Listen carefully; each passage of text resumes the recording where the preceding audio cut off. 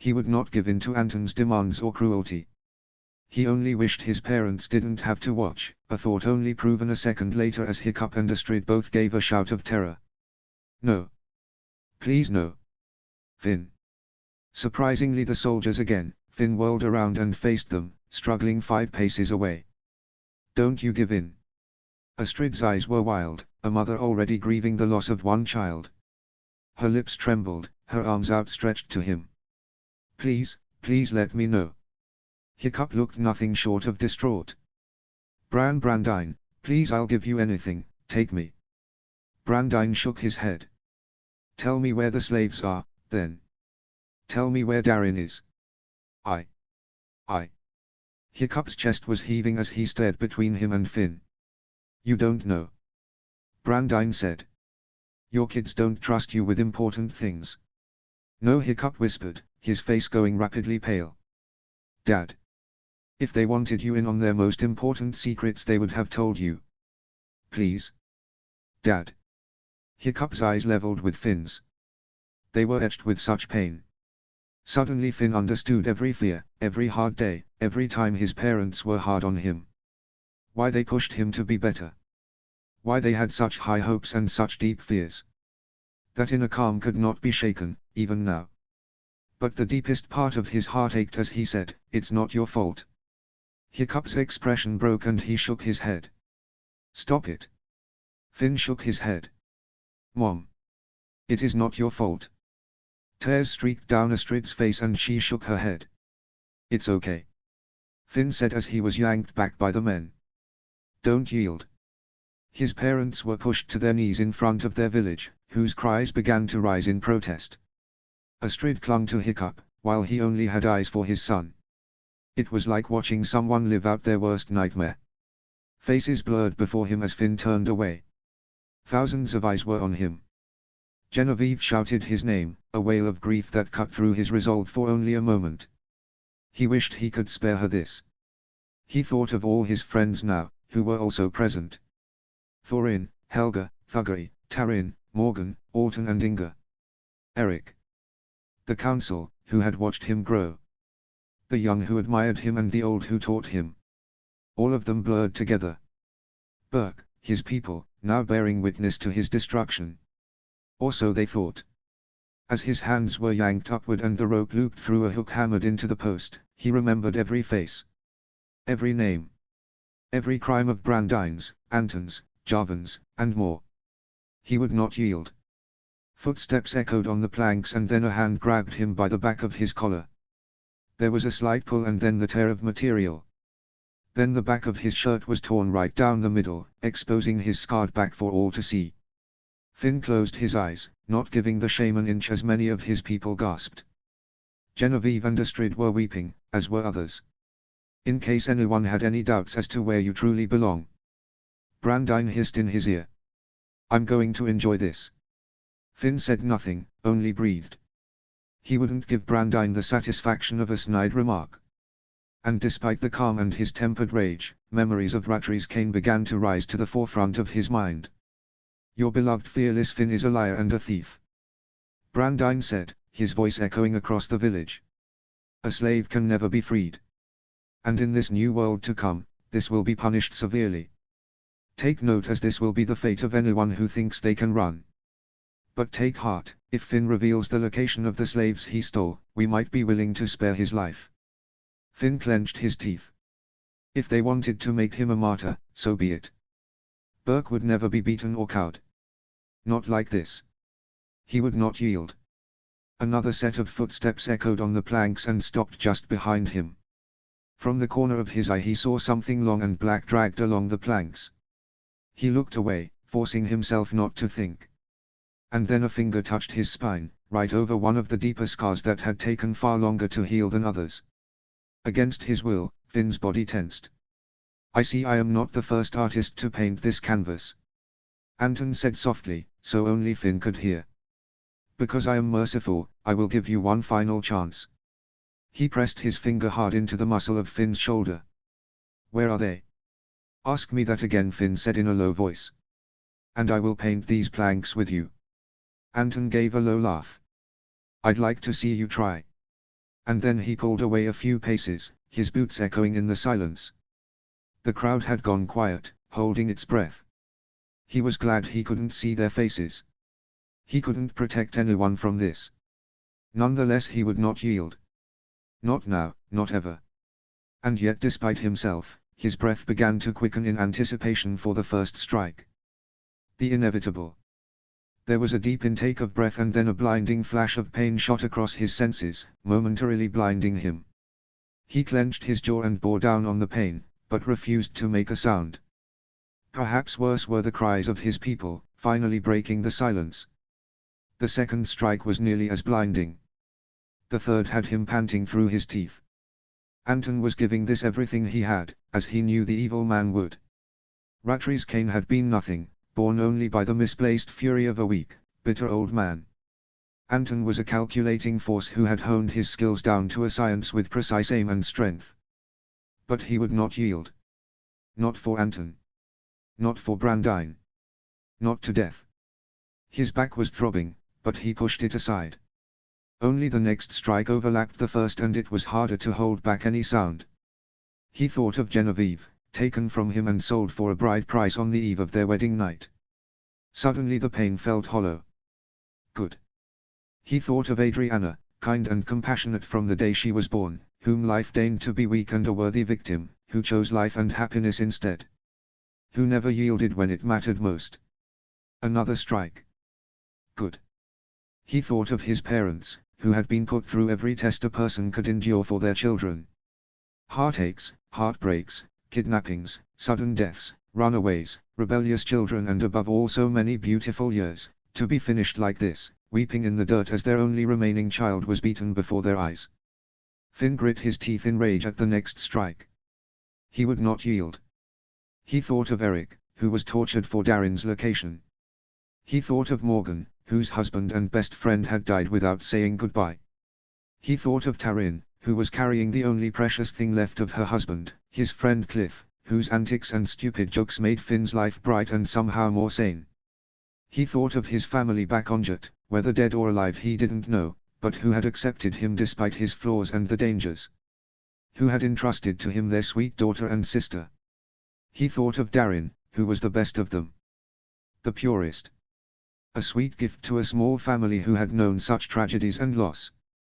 Who healed each of them in ways that only a new life could. Who did not deserve to be squabbled over and his entire world upended by evil men who would destroy him.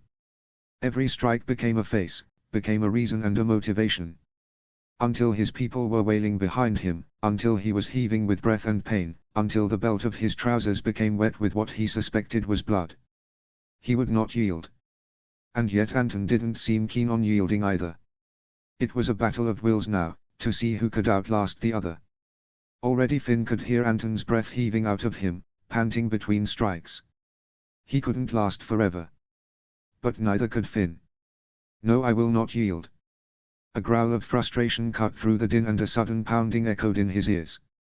Seconds later, Anton grabbed Finn by the hair and yanked his head back. I am losing patience. Where are my slaves? Finn's mouth felt very dry and yet he still felt nothing but that deep sense of calm. Go to hell. Anton's eyes flared with rage. Suddenly all Finn could see was a man who didn't want to lose. Without warning, Finn laughed. Perhaps the pain was getting to him. Blood loss will make a person crazy. Remember that when I beat you senseless.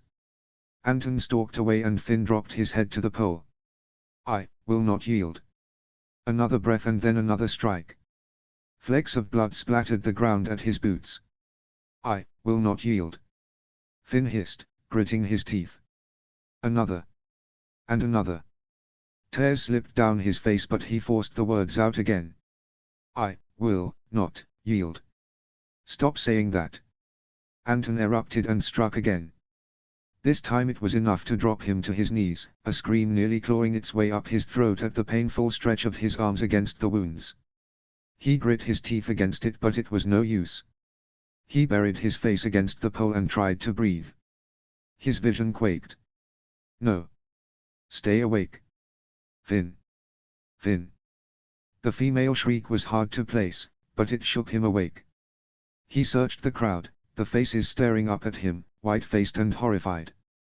And one blonde-haired woman caught his eye, her blue eyes filled with tears. Helga. Their eyes locked, blue on blue. And suddenly it all came crashing down. She was his first kiss, his first love. His best friend. They told each other everything. She would be his greatest what if, despite the very real and valid reasons why he'd ended their relationship. Why they'd never broached it again. And yet it was love in her eyes as she wept, perhaps not a romantic love, but a kinship. Something that went deep and rang true. His eyes pricked with tears. I'm sorry. Helga's expression morphed into a snarl. Stop. Finn blinked in confusion, but it was lost to another strike that sent him reeling. He lost track of her then. The pain was too much. He felt unattached from his body, and yet he was still very much there. He wondered how much he could really last. If he would indeed be Burke's destruction. But Anton would have to kill him. He would not beg. The churning of voices around him had risen. A cacophony that was hard to place amid the stress and pain and adrenaline, but now he recognized shouts of rage. He glanced over his shoulder as Anton raised the whip again. And then all hell broke loose. A shout of enraged Burkians rose up in a war cry as a lone young woman rose and tackled the nearest guard, her blonde hair flying. Helga was the first warrior to say enough. And though it would have been a suicide mission, she was not alone. Thuggery was on her heels, as were Alton Brand and Thorin Taylor. And there were others. Gobber's voice was among the loudest as he loosed a war cry. Gustav and Nicholas Larsen charged through a line guards for Eric, who remained on his knees in shocked silence. Manny the Mad tackled Roscoe outright, knocking him to the ground from where he'd stood over Hiccup with his sword drawn. Finn watched as his people fought back against Brandine's army in all directions. Not only his friends, but the old and the young. The council, who had once declared him unworthy of his birthright, now fought. Snotlout and Firelegs barreled through guards trying to reach him while the twins rushed for Hiccup and Astrid, both of whom looked as if they were trying to process where to look. Their son, their people, Brandine. More Burkians rushed the platform, trying to climb atop it and cover Finn, but they couldn't manage it before they were swarmed by berserkers. Finn forgot the pain and the haze was almost trivial. His people were fighting back, for him. Despite his flaws. The lies. The secrets. The cruel and bitter truth that he'd been a slave. It didn't matter. Still, they were fighting back for him. He was supposed to be the one who would break them, and yet the thought of losing him, of being forced to watch him brutally wounded was enough to have the opposite effect. A part of him wanted to smile, but he could only watch in shock and some unexplainable emotion, warm and tender in his chest. And that's when he realized. Love. It was love that he felt for them. His people, who he had gone to the mat for. Who he would die for. And now they risked everything for him despite all odds. The revelation was enough to bring tears to his eyes. His people were mighty and loyal. The image burned into his memory and he resolved that if he ever made it out of this alive, he would strive every day to be worthy of that love. It would be his greatest honor to serve them. To protect them. To fight alongside them. To love them just as they loved him, just as they had for his father and his grandfather before. To carry on the legacy of Chief of Burkers was his calling and his dream since he was a small boy. These revelations were cut short by two things, a fresh wave of pain that snatched his focus with an iron grip, and Slaver Anton. The man had a look of unmatched fury on his face at the rising rebellion. Overcoming his shock, he whirled back to Finn and raised the whip once more. Finn readied himself for the oncoming strike. But he didn't drop his gaze. Instead he met Anton's gaze head-on and waited. Before Anton's arm fell, it was caught in a firm hold by none other than Brandine. Enough. Enough. Anton whirled, spitting in rage. I will have my slaves, Brandine. I've waited long enough. We're about to have a riot on our hands and I am not losing everything to satisfy your bloodlust. I said enough. Brandine said, shouting over the din. Write the loss off your ledger. I don't care anymore. He turned and whistled sharply into the air. You four. Get the chief and his wife into custody or you'll be the next ones on the whipping post.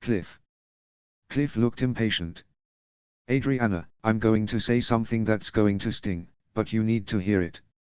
Stop being selfish. The words landed like a slap and she flinched back. I'm sorry, but it's true. Cliff said, gentling his voice. I know you're scared. I am not invalidating that. I'm scared, too. So is everyone else out there. Every person we have ever known and loved is out there and they need us. It's not just your parents out there. It's also mine. His voice cracked and he fought to keep his face straight. It's not just your spouse out there, but also mine. And everyone out there, their loved ones are caught, too. This isn't just about you and Darren. I know that. Trust me, don't you think I want to go down there, grab Taryn and run? Of course I do. But I can't. It would get both of us caught and probably get her and my baby killed. Running is tempting, but it's not smart. Right now we have to focus on what's important and that's keeping our heads so we can save them, and we're not going to do that if we give in to fear. Adriana felt a mixed sense of betrayal and frustration. How dare he lecture her like this? She wasn't giving in to fear. Except a bell rang in her heart and mind the second that thought occurred. Of course she was giving in to fear. She always did and no training could get rid of that inclination. She was stronger, yes, and she'd come so far, absolutely. But deep down, she was still afraid. I just want to protect the one thing I have left. Adriana whispered. And that's Darren. Cliff sighed through his nose, as if deflated. I know. You're not wrong to feel that way. But if we give up now. I don't know about you, but I couldn't look myself in the mirror ever again if I left my wife. His voice caught and he trailed off. His voice was thick as he continued, if I left her behind. To be branded and sent somewhere to be someone's slave. To take her baby away from her. And I'm, what, living free somewhere? Like a selfish coward. No. He shook his head, a few stray curls escaping the black hood. I will die before I do that. And his words rang true. Deep in her heart, she knew she could never do it either. She would live out the rest of her days in grief. She could escape with Darren, but he would be forever changed by such losses. He could never understand why he could never see his Poppy, Nana, Uncle Win and Auntie Jenny again. He could never understand why he never saw his daddy again. Not until he was a young man. And brilliant as he was, he would be furious with her. For being such a coward. For letting that fear rule her once again, just as it always had. No. Adriana said, her eyes stinging with tears. You're right, I couldn't do it either. Cliff gave her a sympathetic smile. Come here. She accepted his hug without question, allowing herself to cry for no more than a minute. For her brother, who was wounded and unconscious. For her friends, who were captured and were now living on borrowed time. For her parents, who were living out their worst days. For Darren, who was surely sad and afraid by now. Who was missing her. Adriana pulled away and wiped her face. It sounds like they're disbanding the people. We should go before someone finds us. Good idea. They backed away from the window and stood. Cliff stretched as Adriana slung the bag containing Toothless' spare tail inside back over her shoulder. This time she bore the weight with confidence, just as she did with the plan. Her heart still felt tender, but she pushed her emotions away. There was still much to do and only so much time to do it. As they slipped out, creating space between them in case anyone should take notice of them, many scuffles and conversations seemed to leap out at her. Adriana tried to keep her eyes down, in case any Burkians she passed would recognize her by eyes alone. It felt so strange to hide in plain sight in front of all these people. Enemies and friends, mingled in the streets.